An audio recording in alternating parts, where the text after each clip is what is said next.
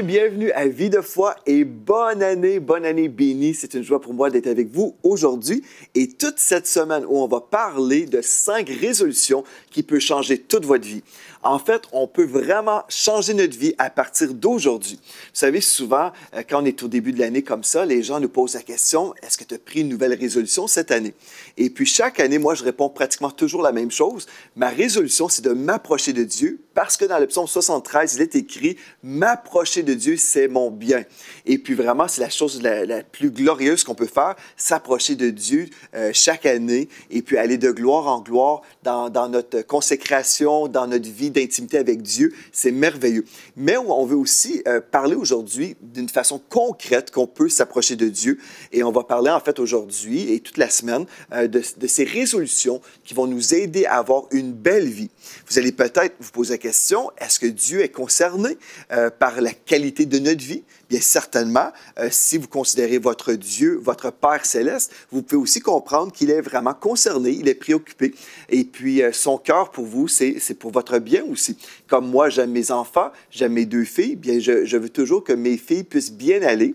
Et puis, je suis convaincu que notre Père céleste veut des belles choses pour nous aussi. Mais il nous a donné une grande responsabilité, en fait. Dieu ne nous contrôle pas comme des robots. Des fois, les chrétiens pensent, « Ah, bien, Dieu est au contrôle de ma vie. » Et c'est bien de le dire, si c'est vrai. Okay? Si on est vraiment dans une relation avec Dieu, nous prions tous les jours, nous demandons au Seigneur pour sa direction dans notre vie, bien, gloire à Dieu, on peut dire que Dieu est au contrôle de notre vie. Mais si on prend plein de décisions constamment sans consulter Dieu, on peut se retrouver dans toutes sortes de problèmes et finalement, si on blâme Dieu, on dit « Ah, ben Dieu, voilà ce que tu as fait. » En fait, non, Dieu n'a pas fait ces choses-là. Ce que Dieu fait, c'est nous diriger par son esprit. Et moi, j'aime beaucoup le psaume 23 qui nous dit « Il nous dirige dans de verts pâturages. » Et il ne nous amène pas dans des précipices pour se faire mal. Donc, on veut comprendre plusieurs choses cette semaine. On va voir vraiment que nous sommes responsables, nous avons une autorité spirituelle où on peut prendre des bonnes décisions pour notre vie. Et ces bonnes décisions peuvent commencer dès aujourd'hui. On va voir ensemble cette semaine comment gérer et maximiser notre temps au quotidien. En fait, on va parler de ça aujourd'hui, comment gérer et maximiser notre temps au quotidien, donc tous les jours. Dans notre deuxième émission, comment progresser avec certitude dans notre destinée. Donc, nous savons que Dieu nous a tous appelés à faire quelque chose dans la vie, mais là, on veut progresser et on veut être certain de progresser dans notre destinée. Est-ce qu'on peut prendre des résolutions cette semaine pour vraiment s'assurer de progresser? Absolument, et je vais vous montrer comment on peut le faire. Dans notre troisième émission, comment reprendre le contrôle de notre santé. Plusieurs chrétiens sont vraiment passifs. Ils pensent, bien voilà, je suis comme je suis. Et puis, on va voir dans notre troisième émission qu'on peut faire des choses concrètes pour changer notre santé dès aujourd'hui. Et puis, dans notre quatrième émission, jeudi, on va voir comment reprendre le contrôle de nos finances. Si vous êtes épuisé de vivre ce que vous avez vécu jusqu'à présent, on va voir ensemble de façon très concrète et très pratique comment vous pouvez reprendre le contrôle de vos finances pour voir un changement. Et aujourd'hui, en tout cas dans cette émission-là, ce que je veux faire, je veux vraiment vous aider à découvrir des principes pratiques. Au-delà des principes spirituels, on peut entendre toutes sortes de bonnes choses sur le plan spirituel, mais je vais vous donner aussi des pistes que vous pouvez suivre, des choses que vous pouvez appliquer pour vous libérer des dettes. Tout ça va se passer en fait cette semaine. Et puis finalement, on va voir comment augmenter notre qualité de vie. Donc, vraiment, je crois que cette semaine peut vraiment vous aider à bien démarrer votre année où vous pouvez mettre des choses selon le cœur de Dieu. Vous pouvez mettre de l'ordre dans vos vies et vous pouvez vraiment progresser en prenant 5 résolutions que vous allez respecter au nom de Jésus. Amen. Donc, aujourd'hui, on va commencer avec un sujet fort intéressant. En fait, c'est le sujet le plus intéressant que je crois qu'on devrait étudier en parlant des résolutions. On va parler de notre temps. Pourquoi on va parler de notre temps? Bien, une des raisons, c'est que chaque jour, en fait, c'est vraiment un don de Dieu. Dieu nous a fait un don d'une journée, amen, et puis on doit soit gaspiller cette journée-là ou l'investir pour le royaume de Dieu et l'investir pour l'éternité. Donc, nous sommes vraiment les gérants de notre temps. Si vous dites, bien non, c'est pas vraiment vrai, Pasteur Joël, moi, je dois travailler 8 heures dans telle entreprise et puis voilà, mon temps appartient à telle compagnie. Bien, non, ça, c'est la mauvaise façon de voir les choses. On devrait vivre pour Dieu. mon juste vivra par la foi et mon juste certainement vit pour Dieu, n'est-ce pas? Donc, on va vivre pour Dieu, on ne vivra pas pour l'homme ou pour l'argent, on va vivre pour Dieu. Donc, si on vit pour Dieu, on devrait comprendre que toute notre vie, tout notre temps appartient à Dieu. Et si nous sommes dans un travail séculier ou un travail même ministériel, peu importe ce qu'on fait, on fait ce que nous faisons aujourd'hui parce que nous répondons à l'appel de Dieu sur notre vie. Donc, comment gérer et maximiser votre temps au quotidien? Bien, on va revenir à la parole de Dieu, comme on fait toujours à l'émission Vie de foi, dans Matthieu chapitre 6 et au verset 33. Il est écrit, « Cherchez premièrement le royaume de Dieu et la justice de Dieu, et toutes ces choses, en parlant des choses matérielles, toutes ces choses vous seront données par-dessus. » Donc, la première chose qu'on devrait comprendre, c'est que dans ma vie, si je veux avoir de bonnes priorités, si je veux bien gérer mon temps, je dois passer Dieu en priorité numéro 1. OK? Donc, dans la Bible du Sommeur, dans le même texte, Matthieu 6, 33, il est écrit « Faites donc du royaume de Dieu et de ce qui est juste à ses yeux votre préoccupation première. » J'aime vraiment la façon que la Bible du Sommeur traduit ce texte-là, parce que souvent on parle, bien, je suis occupé, je dois faire ceci, je dois faire cela. Mais Dieu nous dit dans sa parole, Matthieu 6, 33, « Faites donc du royaume de Dieu et de sa justice votre préoccupation première, et toutes ces choses vous seront données en plus. » Donc, on parle d'une occupation, les choses qu'on va faire, les choses qui vont occuper notre temps. Donc, si je ne veux pas simplement lire le texte ou croire le texte et dire oui, c'est une bonne idée, on devrait faire ça, on devrait chercher le Seigneur Dieu dans notre vie, oui, on devrait chercher premièrement le royaume et la justice de Dieu, oui, oui, oui, c'est très bien. Si je veux vraiment m'arrêter et dire, OK, aujourd'hui même, concrètement, là, comment est-ce que je peux vraiment répondre à l'appel de Dieu, comment est-ce que je puisse vraiment obéir à ce que Dieu dit? Parce que plusieurs chrétiens passent leur temps à lire la Bible, entendre des prédications, et on dit oui, oui, c'est vrai, c'est bon, c'est bien. Mais si je veux vraiment répondre à l'appel de Dieu sur ma vie, je dois appliquer, je dois vraiment m'assurer que je réponds à l'appel de Dieu à ce niveau-là. Donc, le texte me dit que le royaume de Dieu et la justice, ou ce qui est juste à ses yeux, soit ma préoccupation première. Donc, en me réveillant le matin, je devrais chercher Dieu premièrement. Et aujourd'hui, dans cette émission, c'est vraiment super. On va parler de notre matin, de chaque matin de nos vies. Et je vais vraiment commencer à me mêler de vos affaires, en fait. Je vais vous aider à vraiment repenser votre vie. À partir de cette émission, vous pouvez vraiment révolutionner votre vie. Je vais vous partager un petit peu mon témoignage. Moi, ce que je fais, je me réveille vers 5 heures du matin chaque jour, des fois 4h30, des fois 5h30, mais en moyenne, je me réveille sans un cadran même, je me réveille vers 5 heures du matin. Je vais passer du temps de 5 heures à environ 6h30, je vais passer du temps dans la prière, et puis donc environ 1 heure, 1h30 dans la prière le matin. Ensuite, je vais partir, je vais prendre ma voiture et puis je vais me rendre à l'église où on a une réunion de prière qui dure de 7h à 8h le matin. Donc, dans ma voiture, ce que je fais, je vais écouter des prédications, je vais écouter des CD d'enseignement, et puis ça me prend environ une vingtaine de minutes pour me rendre à l'église. Donc, j'écoute des prédications, 20 minutes pour y aller, et là, quand je reviens dans ma ville où j'habite, bien là, j'écoute encore la suite de la prédication, par exemple, et là, j'arrive au gym, dans la salle de sport. Et puis, je vais passer du temps, là, en prenant soin de mon corps physique, parce que Dieu veut qu'on soit en santé, n'est-ce pas? Donc, si Dieu veut que je sois en santé, mais je ne fais rien pour m'entretenir, bien c'est certain que ce n'est pas la meilleure chose. Donc, ce que je fais, je me réveille vers 5 heures, je prie environ 1 heure, 1h30. Ensuite, je m'en vais à l'église. Et comme je suis en voyagement, là, je vais écouter une prédication. Donc, je suis en train de nourrir mon esprit avec une parole de Dieu.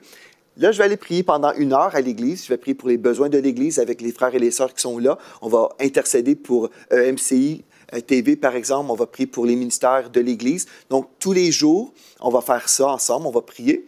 Et puis ensuite, bon, quand je rentre, après, je vais passer encore 20 minutes dans ma voiture où je vais écouter la suite de la prédication. Et là, rendu dans la salle du sport, là, je vais faire de l'exercice en écoutant, encore une fois, des prédications ou de la louange, des choses comme ça. Donc, pendant plusieurs heures le matin, j'ai décidé que j'étais pour chercher Dieu premièrement.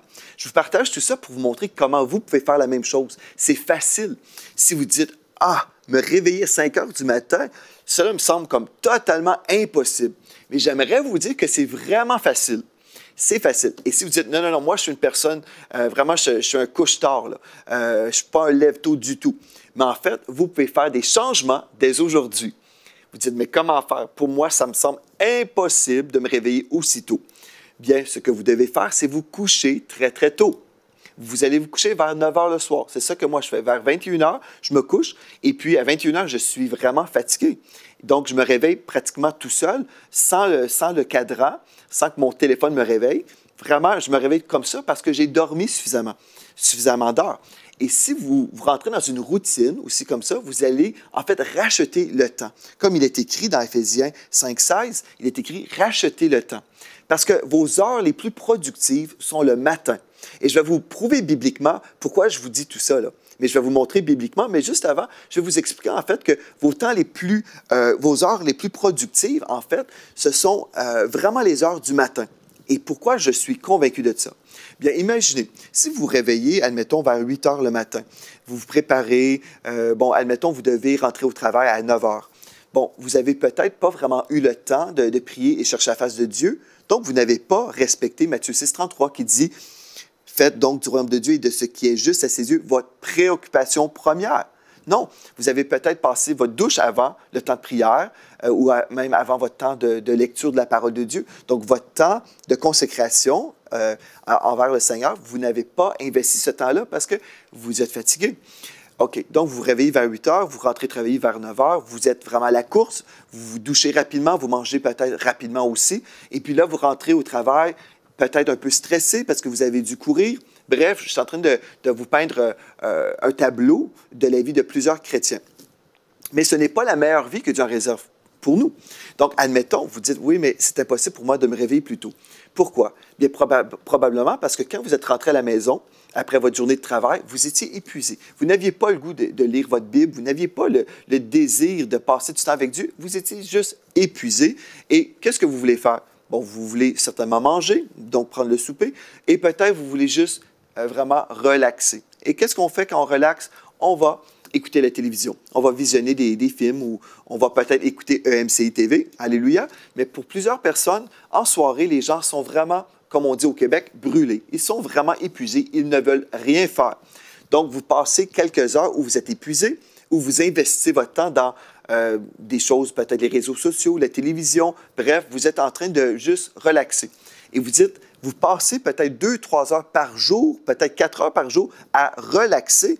En fait, ce sont des heures que Dieu vous avait données, que vous avez investies dans le divertissement. Est-ce que c'est mal d'écouter un film? Non, ce n'est pas mal d'écouter un film. Mais vous avez passé des heures et vous avez investi du temps dans quelque chose qui ne sert à rien dans votre vie, autre que relaxer. Mais là, si vous inversez les choses, vous dites, non, moi, je ne vais pas passer 3-4 heures par jour à me divertir en relaxant, mais je vais aller me coucher très, très tôt. Je vais me coucher très, très tôt, vers 9 heures, et puis là, je me réveille vers 5 heures, pendant que le restant de la planète dort. Les gens sont en train de dormir, ils ne vous enverront pas de textos, vous ne serez pas dérangé avec des appels ou avec des courriels. Vous allez avoir 1 heure et demie à prier, chercher la face de Dieu.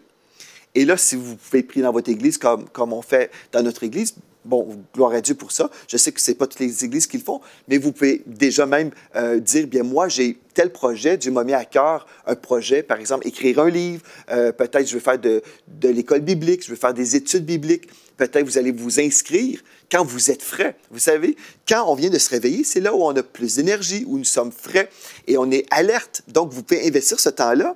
Et là, vous passez votre journée au travail, vous êtes alerte, vous n'êtes pas stressé, vous n'arrivez pas à stresser parce que vous avez tellement d'heures devant vous. Admettons, vous travaillez à 9 heures le matin.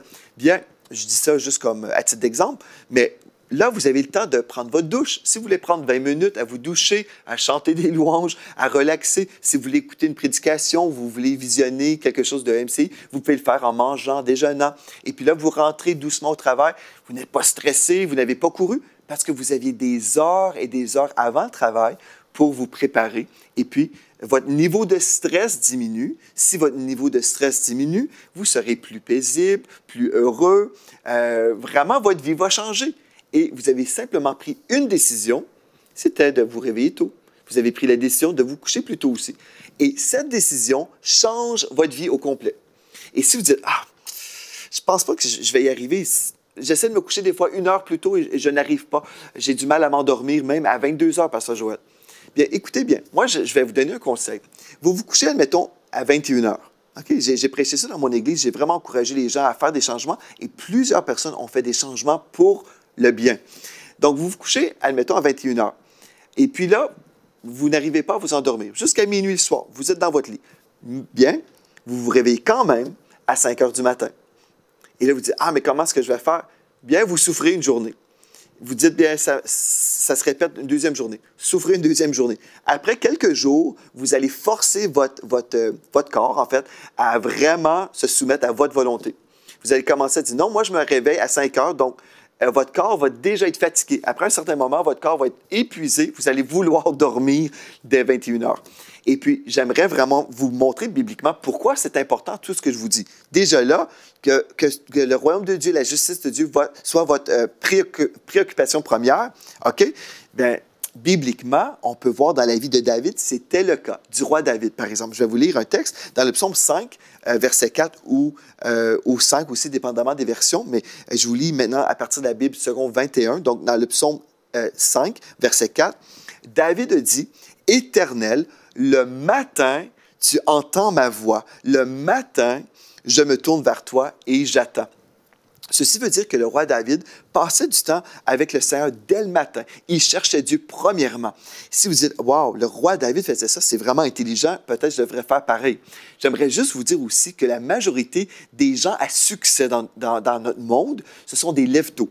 Des gens qui savent, en fait, qu'ils doivent racheter le temps. Ils ne sont même pas sauvés, nés de nouveau, mais ils savent qu'ils peuvent devancer les gens en se réveillant plus tôt, en prenant du temps d'étude, peut-être pas dans la parole de Dieu. Ils vont peut-être étudier dans leur métier, mais ils vont s'approfondir. Par exemple, je crois que Steve Jobs, qui était le fondateur de Apple, bien, lui se réveillait très tôt, vers 4h30 du matin. Plusieurs chefs d'entreprise, en fait, se réveillent très tôt. On se dit pourquoi? Parce qu'ils ont compris, en fait, que le matin, c'est un temps de productivité pour vous et pour le royaume de Dieu. OK. Donc, David a dit, « Le matin, tu entends ma voix. » Mais pourquoi que David a dit ça? C'est parce que David est en train de prier, si Dieu peut entendre sa voix, n'est-ce pas? « Le matin, je me tourne vers toi et j'attends. » J'attends quoi? Une réponse de la part de Dieu. Donc, David l'a fait. Jésus, qui est notre modèle par excellence, le modèle divin, dans Marc, chapitre 1, au verset 35, nous lisons, « Vers le matin, alors qu'il faisait encore très sombre, il se leva, en parlant de Jésus ici, Jésus se leva et sortit pour aller dans un endroit désert où il pria. » Donc, Jésus se réveillait très tôt. Et oui, vous pouvez aussi argumenter et dire, oui, mais Jésus priait parfois la nuit aussi. C'est vrai, on a même des nuits de prière à l'Église. Bon, donc, est-ce que je suis en train de dire, par exemple, si vous travaillez de nuit, que bien, tout ce que je suis en train de dire ne peut pas fonctionner pour vous? Non. Mais par contre, je peux dire que vraiment, si, admettons, vous travaillez de nuit, vous devriez quand même chercher Dieu premièrement, tout dépendant de votre cédule. C'est à vous de voir comment vous pouvez appliquer le principe spirituel que je suis en train de vous enseigner aujourd'hui. Mais vous cherchez premièrement le royaume de Dieu, vous verrez que Dieu va bénir toute votre journée. Donc, on voit ici Jésus vers le matin, alors qu'il faisait encore très sombre. Ceci veut dire même le soleil n'était même pas encore levé à ce moment-là. Il se réveillait dans un petit coin tranquille, un endroit désert où il pria. Donc, le matin, c'est vraiment le moment le plus productif d'une journée. Vous avez sûrement entendu aussi parler du récit dans la parole de Dieu concernant la ville de Jéricho et la muraille qui s'est effondrée. Bien, dans Josué chapitre 3, verset 1, il y a des choses qu'on ne remarque pas forcément en lisant la Bible. Mais vous verrez dans Josué chapitre 3, verset 1, concernant le passage miraculeux du Jourdain à pied sec, il est écrit « S'étant levé de bon matin, s'étant levé de bon matin, Josué partit de Sittim avec tous les Israélites.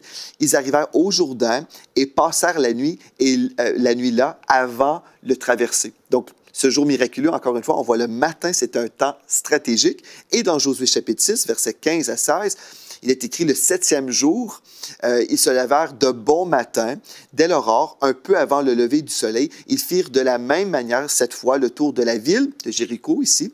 Ce fut le seul jour où ils firent 7 fois le tour de la ville. Et finalement, ils ont poussé des cris de joie et gloire à Dieu. Ils ont eu une grande victoire. Et puis, vous connaissez sûrement le récit que vous pourrez lire dans Josué chapitre 6. Mais tout ça pour vous dire, on a David, on a Jésus et on a aussi Josué, où on peut voir des modèles bibliques et puis je pourrais continuer à vous donner d'autres exemples bibliques. Tout ça pour dire que on a le choix aujourd'hui, on peut prendre la décision. Moi, je veux vraiment faire des changements dans ma vie. Je suis épuisé d'être épuisé. Peut-être vous passez votre journée à bâiller, vous êtes fatigué, peu d'énergie, et puis vous êtes peut-être pas très, très engagé au niveau de votre relation avec Dieu. Peut-être vous avez du mal à prier. Peut-être vous avez du mal à vraiment faire des études bibliques. Je comprends. Si vous vous réveillez très tard, vous allez travailler, vous rentrez, vous êtes déjà épuisé, vous avez une journée dans le corps. Là, le soir, qu'est-ce que vous voulez faire? Vous voulez manger en arrivant à la maison, peut-être, certainement. Passer un peu de temps en famille. Peut-être vos enfants sont là, vous avez besoin d'aider vos enfants à faire des devoirs de l'école. On fait appel à vous, vous êtes sollicité pour plein de choses, vous recevez des appels. Finalement, vous êtes épuisé et vos meilleures heures ont été données au sommeil, en fait, parce que vous avez, parce que vous avez écouté peut-être la télévision le soir. Finalement, le matin, vous perdez des heures. Et puis, je crois, si Dieu nous dit « racheter le temps », ça, c'est un verset qu'on entend souvent concernant l'évangélisation, puis c'est vrai, on devrait vraiment saisir toutes les opportunités pour évangéliser, mais on devrait comprendre aussi que nous sommes si temporaires. Nous sommes ici pour peu de temps. Dans le psaume 144, au verset 4, il est écrit « L'homme est semblable à un souffle.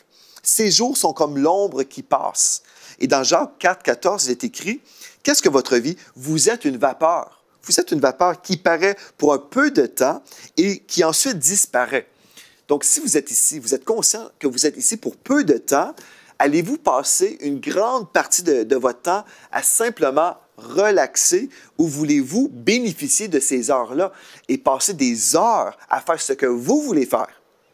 Si vous dites « Ah oui, c'est vrai, je n'ai jamais pensé à ça. » Ben oui, souvent, en fait, si je vous donnais le choix, là, je vous disais, vous avez 24 heures par jour et c'est votre réalité. Dieu nous donne le choix.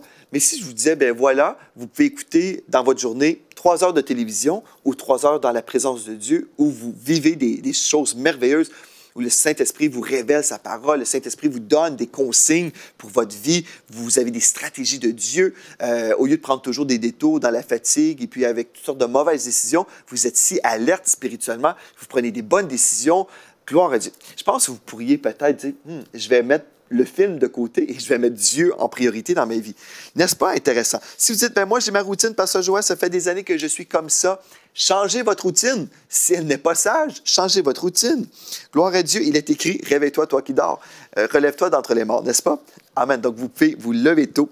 Et je sais, ce texte-là concerne un réveil spirituel, mais le réveil spirituel peut commencer aussi avec un réveil physique. OK. Si vous dites, mais quels sont les avantages vraiment de se lever très, très tôt? Bien, premièrement, j'aimerais vous dire que vous allez discipliner dans votre vie. Donc, le lève tôt, ce qu'il va vivre, il va choisir de se réveiller quand la majorité des gens dorment encore. Donc, la majorité des gens sont en train de dormir. Les gens, c'est ça, ils vont dormir, mais vous êtes en train de faire quelque chose que vous voulez faire. Peut-être, ça fait des années que vous avez un rêve, je vais écrire un livre. Puis là, vous pouvez prendre 1 heure par jour, tous les jours, 5 heures par semaine. Et là, admettons, ou 7 heures par semaine, dépendamment de vos jours de travail. J'espère pas plus que 6.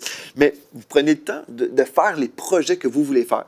Votre premier projet, c'est vraiment de rechercher Dieu, certainement. Donc, le lève-tôt sera plus discipliné que la majorité des gens. Le lève-tôt sera rafraîchi. Sa constance au niveau du sommeil le renouvelle. Il se sent en pleine forme parce qu'il dort bien. Et en passant, si vous dites « Moi, je ne dors pas bien, Pasteur Joël », arrêtez de le dire. Moi, je dors toujours bien.